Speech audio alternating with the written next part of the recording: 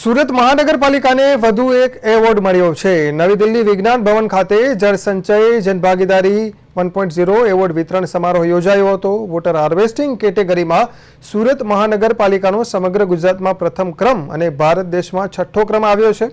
ગુજરાતમાંથી માત્ર સુરત મહાનગરપાલિકાની પસંદગી આ એવોર્ડ માટે કરવામાં આવી છે। સુરત મહાનગરપાલિકાના કમિશનર, મેયર, સ્ટેન્ડિંગ કમિટીના ચેરમેન અને પાણી સમિતિના ચેરમેનને એવોર્ડ એનાયત કરાયો હતો।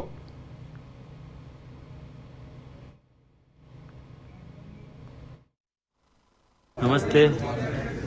जल संचय जन भागीदारी अंतर्गत आज सूरत महानगरपालिका ने कृत्रिम रीते वरसादी पानी ने जमीन में उतरवा रेन हार्वेस्टिंग स्ट्रक्चर बनाववामां समग्र गुजरात में प्रथम क्रम और देश में छठ्ठो क्रम आव्यो छे।